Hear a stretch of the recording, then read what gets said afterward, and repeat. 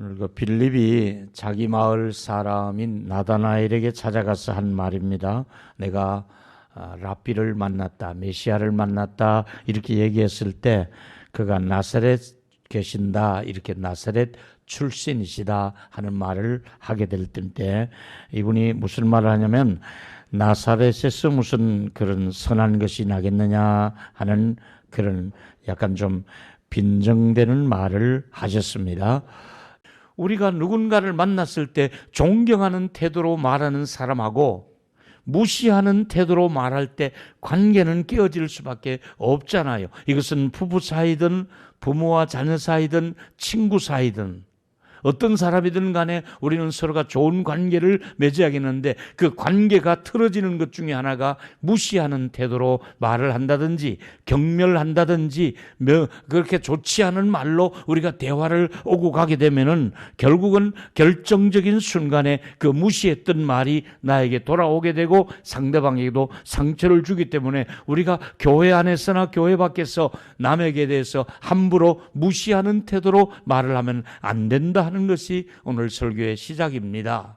다시 말하면 성경에는 우리가 가지고 있는 어떤 고정적인 전통관념을 깨는 게 너무나 많이 기록되어 있습니다. 이제 보실까요? 우리가 예를 들면 성경의 장자권, 맏아들이 태어났을 때 그 맏이 장자에게는 더 많은 고난을 주고 아버지의 재산을 더 많이 다른 형제들보다 많이 주는 것이 장자권입니다. 왜 그러냐면 그 장자에게 더 많은 재산을 주어서 그 가문을 빛나게 하고 그 가족 전체를 돌보라는 뜻으로 맏아들에게 조금 더 모든 것을 상속시키는 것이 성경에 말하는 장자권의 혜택입니다. 그런가 하면 한편 하나님께서는 그 장자권이라고 하는 전통을 벗어나서 의외로 둘째에게 더 많은 은혜를 베풀으시는 케이스가 종종 있었습니다. 이를테면은 가인이 맏아들이지만은 아벨의 훨씬 더 하나님의 사랑을 받게 되지요.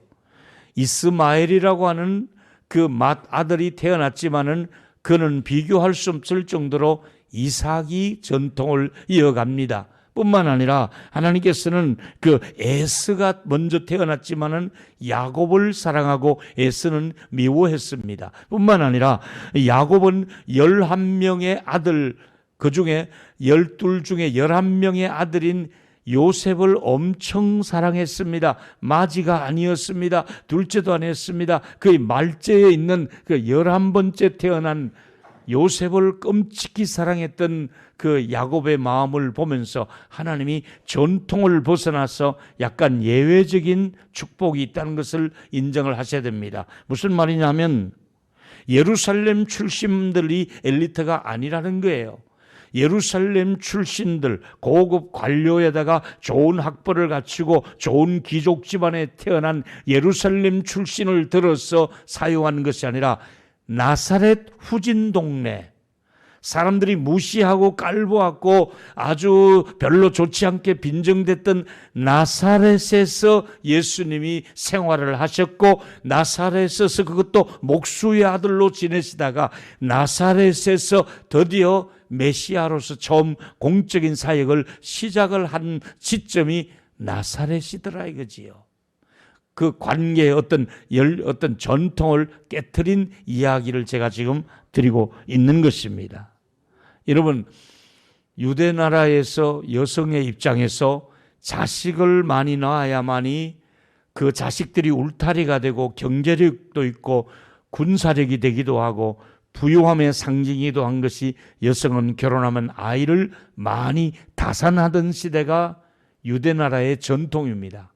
근데 하나님께서는 그 전통을 깨시고 어떻게 하냐면 자식을 낳지도 못하는 사람을 복된 의미로 만들어가는 그 전통을 깬 역사가 또 있습니다. 예를 들면 여러분, 아브라함의 아내 사레는 90이 되도록 아이를 낳지 못하는 할머니였으나 그 할머니의 태를 여서서 하나님께서 민족의 조상이 될 수 있도록 전통을 깨었습니다. 사람들이 생각할 수 없을 정도로 기적적인 일이 일어나고 있었습니다. 거기다가 이삭의 아내 리브가가 결혼을 했는데 역시 또 자식이 오랫동안 없는데 그 몸에서 또 아이를 태어나게 하셨습니다. 어떻게 됩니까? 거기서 또 놀라운 일들을 일으키고 있죠.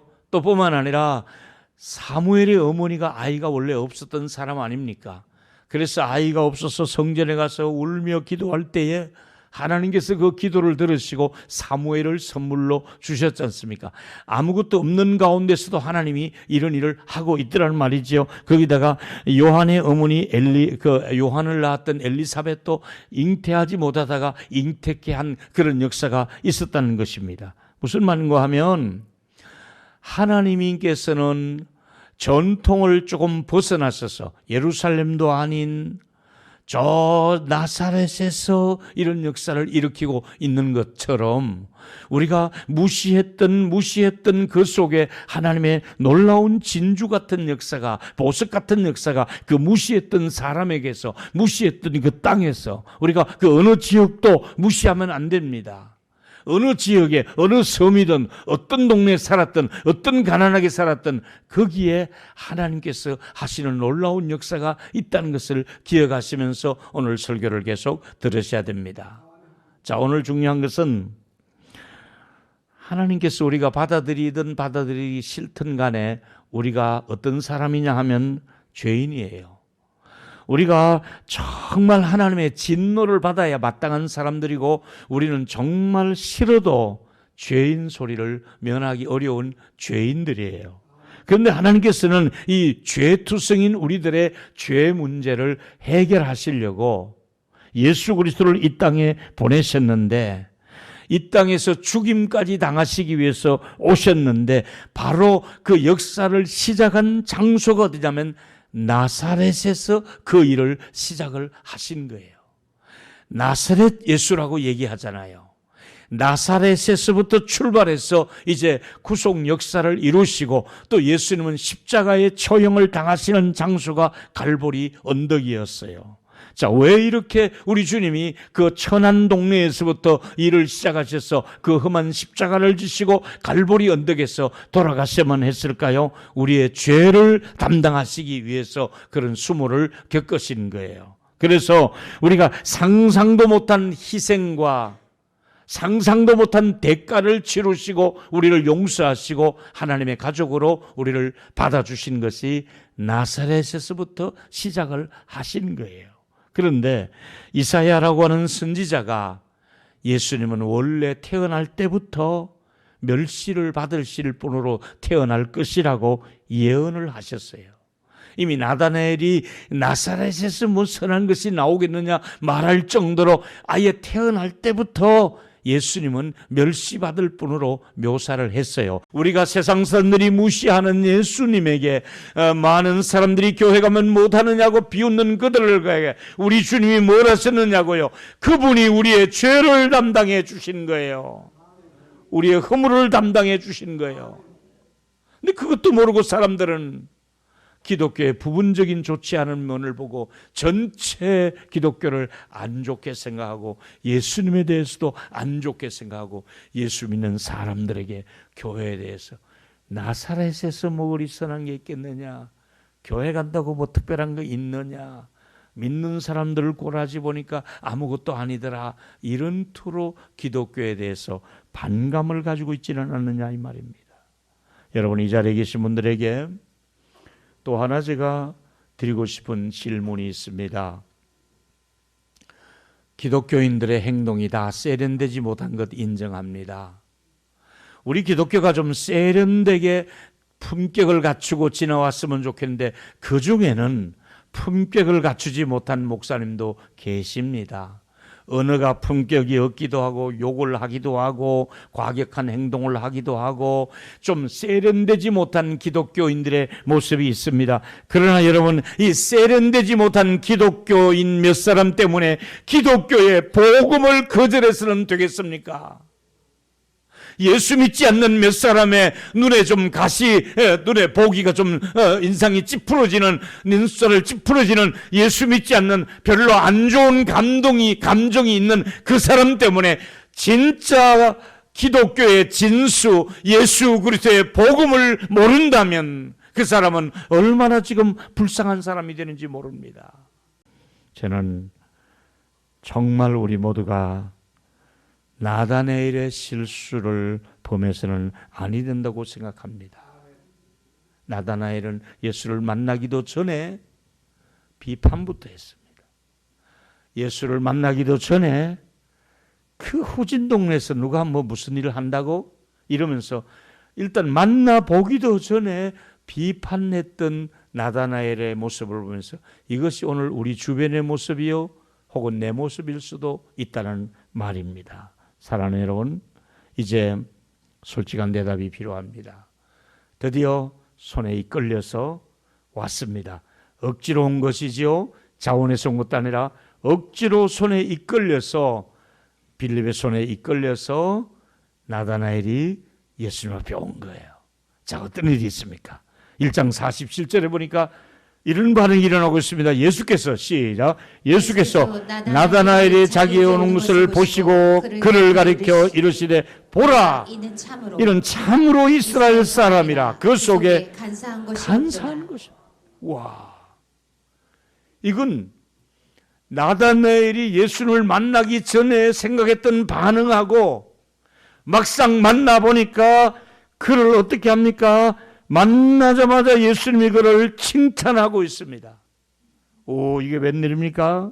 그러면서 네가 저 나무 아래 앉아 있을 때 내가 먼저 보았다, 이런 말씀을 하고 있습니다. 요한복음 1장 48절이지요. 또 읽을까요? 시작. 나다나엘이 이르되 어떻게 나를 아시나이까? 예수께서 대답하여 이르시되 빌립이 너를 부르기 전에 네가 무화과 나무 있을 때 내가 보았노니라. 아니, 무화과 나무에 앉아 있었는데 뭘 했는지 성경은 말하고 있지 않습니다.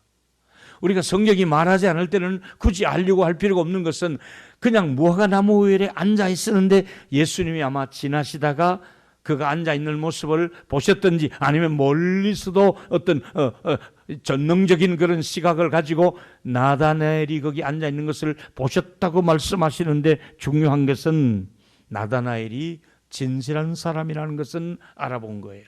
참 이스라엘 사람이다, 정말 좋은 사람이다, 이렇게 아시고 칭찬을 해 주신 거야. 여러분, 우리 주변에 막 예수에 대해서 안 좋게 말을 하고 빈정대고 예수 믿는 사람 욕하고 비판하고 막 그러던 사람도 우리 주님이 보실 때는 쟤는 괜찮은 애인데, 쟤 내한테 오면 괜찮은 애인데, 내가 쓸만한 애로 만들 수 있는데, 막 비판하고 막 안 좋은 짓 한 사람도 주님 딱 만나고 나면 주님이 그를 넌 괜찮은 사람이야, 넌 참 좋은 사람이야, 이렇게 칭찬할 사람이 우리 주변에 있는 줄로 믿습니다. 할렐루야.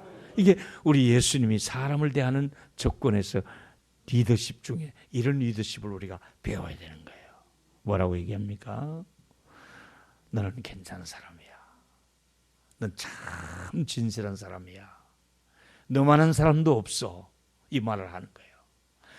이 말을, 이 칭찬을 듣자마자 나다나엘은 오, 당신은 우리의 임금이로소이다, 우리의 구주가 되실 분입니다 하고, 아까는 나사렛에서 무슨 선한 것이 나오겠느냐 이렇게 좀 빈정대던 그가, 무시했던 그가 이번에는 어떤 고백합니까? 1장 49절입니다. 나다나엘이, 시작. 나다나엘이 대답하여 랍비여, 당신은 하나님의 아들이시오, 당신은 이스라엘의 임금. 할렐루야. 그 누구도 오, 당신은 하나님의 아들이십니다, 그리고 우리의 임금이 되실 분이십니다.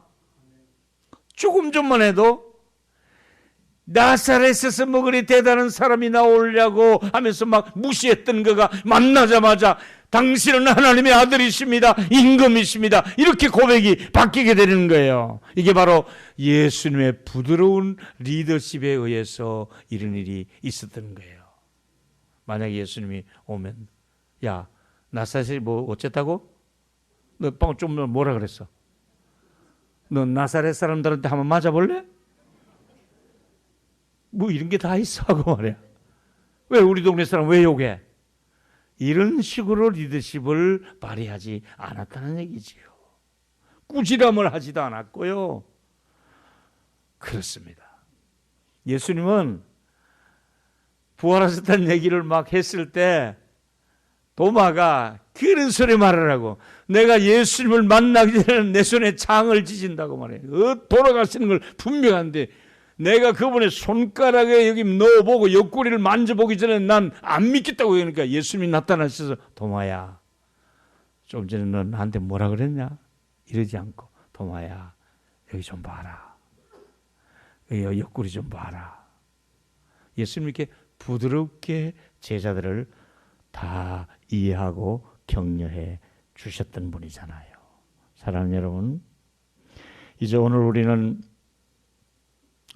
마지막 부분에서 이 부분을 놓치지 말아야 될 것은 나다나엘에게 이 말을 합니다. 나다나엘아, 이제 하나님의 천사가 오르락 내리락 하는 것을 네가 보게 될 것이다. 이 말을 합니다.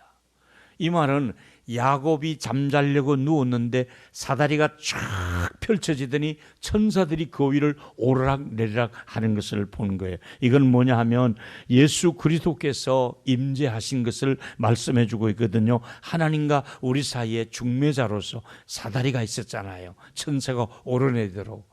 예수 그리스도가 우리에게 임재하셔서 네가 하나님의 나라에 갈 수 있을 것이다. 나 때문에 하나님의 나라에 갈 수 있다. 내가 너의 중보자가 될 것이고 너의 구세주가 될 것이고 너의 메시아가 될 것이다 하는 이런 은유적인 표현을 해 주셨거든요. 여러분, 인간과 하나님과 사이를 연결해 주실 분은 예수 그리스도 나사렛 예수밖에 없다는 것을 믿기를 축원하겠습니다. 나와 하나님 사이를 연결해 주실 분은 예수님밖에 없는 거예요. 이게 중요한 거예요. 왜 내가 예수를 믿어야 되느냐? 나하고 하나님과의 멀어진 관계를 연결해 줄 분은, 이 사다리 역할을 해줄 분은 예수님밖에 없는 거예요. 내 힘으로 아무리 때를 쓰고 노력하고 뭐 온갖 동원을 다 한다 할지라도 내 스스로 하나님과 연결할 수가 없는데, 나사렛 예수는 나와 하나님 사이에 연결을 주시면서 예수님이 친히 자기를 이렇게 소개했어요. 읽어볼까요? 요한복음 14장 6절입니다. 예수님 이런 분입니다. 요한복음 14장 6절 시작. 예수께서 이르시되 내가 곧 길이요 진리요 생명이니 나로 말미암지 않고는 아버지께로 올 자가 있느니라 없느니라. 없어요. 예수님 외에는 아버지께로 가게 할 자가 없다는 거예요. 아무리 큰 소리를 쳐도 재력이 있다 할지라도 배웠다 할지라도 예수 아니면 하나님으로 갈 자가 없기 때문에 인자가 오르락 내리락 할 수 있는 사다리 중보자이신 예수 그리스도만이 우리를 구원해 주실 수 있는 유일한 구세주로 믿으시기를 축원합니다. 나사렛에서 뭐 그리 선한 것이 나오겠느냐고요. 그분이 바로 나의 구세주가 되는 거예요. 그래서 교회를 무시하면 안 되는 거예요. 복음을 무시하면 안 되는 거예요. 나는 로마의 정복자보다 더 큰 힘을 내가 가지고 있단다. 나는 큰 일을 할 수 있을 것이야. 이제 너는 나를 알게 될 것이다. 나는 세계를 정복하는 것이 목적이 아니라 나는 사망의 세력을 정복을 했단다. 나는 너에게 영원한 생명을 줄 수가 있단다. 나는 영원히 너를 끝까지 포기하지 않고 보호하고 천국까지 내가 데리고 있을 수 있단다. 나사렛 예수 무시하지 마라. 내가 너를 영원히 함께 구원할 것이며 나가 너의 편이 될 것이다. 우리가 믿는 나사렛 예수가 바로 이런 분입니다. 결론은 이렇습니다. 오늘은 우리 모두가 나다나엘이 가졌던 이 편견을 예수님을 버리고 새롭게 만나시는 날이 되기를 주의 이름으로 축원하겠습니다. 우리 한번 따라해 보십시다. 편견을 버리고 예수를 다시 만나라. 아멘 할 수 있습니까? 다시 말하면 첫 번째로 함께 와서 보라. 예수님을 다시 한번 보라. 예수님 한번 만나보아라. 오늘 이 설교를 들으신 분들은 예수를 만나셔야 됩니다. 그리고 예수님께 한번 기도해 보아라. 그리고 예수님께 한번 사랑을 받아보아라. 그러면 네가 달라질 것이다. 그들은 네가 생각했건보다 훨씬 더 나를 잘 아시고 나를 이해하실 분이시고 나의 아픔을 아실 분이 예수님이시고 나의 실수와 허물을 아시는 분도 아버지시니 우리는 비판하거나 정죄하지 않고 나를 받아주시는 아버지 그리스도 예수를 이 좋은 계절에 만날 수 있게 되기를 축복하겠습니다. 두 번째 얘기는 그래서 로마서 8장 1절 아무도 정죄하지 않는다고 말씀했잖아요. 예수 안에 있는 자에게는 결코 정죄함이 없나니 결코 여러분들을 버리지 않는다는 것을 믿기를 축원하겠습니다. 두 번째 얘기는 여러분의 삶을 한번 돌아볼 필요가 있습니다. 여러분 우리가 살다 보면 본인이 원치 않든 원하든 간에 실수와 허물은 쌓여질 수밖에 없습니다. 저는 아무리 봐도 저의 연약함을 감출 길이 없고 우리 아무리 잘한다고 애를 써도 우리 스스로가 우리 자녀들의 문제를 다 이끌을 수가 없습니다. 정말 우리 부모님들 공감하시지요? 자녀들의 문제를 내가 다 책임을 질 수가 없고 아무리 잘해줘도 자식의 문제는 끝이 없습니다. 거기다가 여전히 남아있는 것은 미래에 대한 두려움이 우리 앞에 남아 있습니다. 그리고 우리에게 적지 않게 가난한 분이 많이 있고 외로운 분들이 많이 있습니다. 이 모든 문제를 자녀의 문제, 죄의 문제, 두려움의 문제, 모든 염려의 문제를 누구를 만나면 해결할 수가 있겠습니까? 한마디 뿐입니다. 나사렛 예수 만나면 다 해결될 줄로 믿습니다. 이것은 정치인들이 할 수가 없는 영역입니다. 이것은 예술인들도 어느 많은 돈 많은 기업가들도 할 수 없는 일들을 나사렛 예수 그분이 우리에게 오시면 모든 것을 해결할 수 있다는 것을 믿기를 축원하겠습니다. 세 번째 얘기입니다. 이제 편견을 버리시고 예수님을 인정할 때가 온 것 같습니다. 그렇습니다. 나사렛에서 뭐그리 선한 것이 나오겠느냐 하는 그런 편견이 있다면 그런 실수를 이제는 하지 마시고 이제부터는 여러분들을 이해하고 받아주실 분이 예수님이시요 여러분의 손을 잡아주실 분이 예수님이시요 여러분에게 은혜와 승리를 주실 분이 예수님이시요 우리 가족을 끝까지 돌봐주실 분이 예수님이시니 그 예수님의 손을 잡고 영적으로 승리할 수 있는 저와 여러분이 되기를 축원하겠습니다.